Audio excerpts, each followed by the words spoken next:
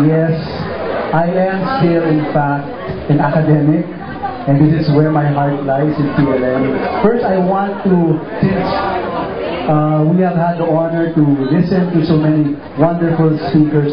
Alam niyo po si Ma'am Bidette, I won't call her Lola kasi you're not that much older than me. Showbiz.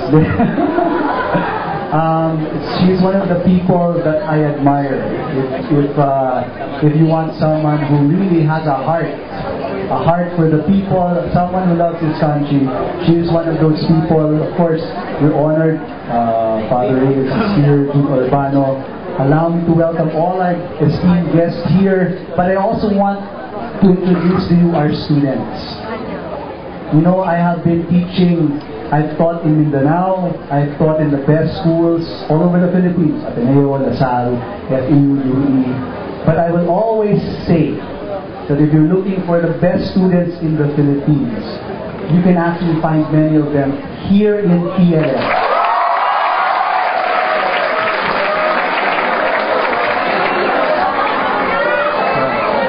And the reason for that is these students, they are smart, they are struggling against great odds because hindi po mayayaman yung mga estudyante namin.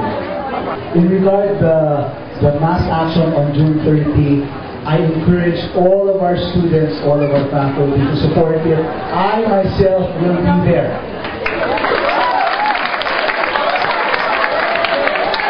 I'm not going to announce that walang pasok bahala nyo. Whatever you expect. But I also want to tie it with something that happened to me last Saturday. Last Saturday, I was at a kapihan sa Sulu Hotel. And at that kapihan, there was a former senator, I'm not going to name who he is, pinagalitan niya ako. You should not be talking about political matters. You should not take stands about political issues because as someone in the academe, you should be apolitical. I answered him this way.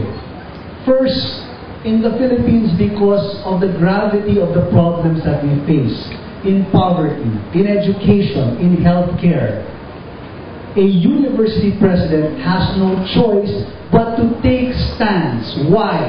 Because many of our problems are political in nature.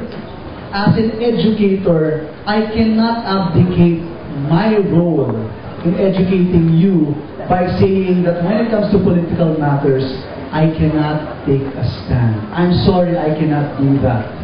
How are we going to compete globally? How are we going to compete against countries like Thailand, countries like Malaysia? Alright? When their statistics, they hover around the 30 to 40% of their countrymen getting college degrees. Tayo 14% lang. So, let me again just remind you and encourage you on June 30, there's going to be a mass action. Support natin to. Itong Pilipinas 2.0, support din natin to. Not just because your president says it, no? Kasi hindi ko naman alam kung gaano kalakas ako sa inyo. Pero, pakita nyo. Pero sa totoo lang, you do it for yourself.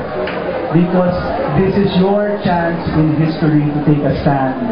And this is your chance to say that I want my future to be a bright one. And I want better things for my country. So with that, maraming salamat po. Mabuhay ang PLM, mabuhay ang Pilipinas.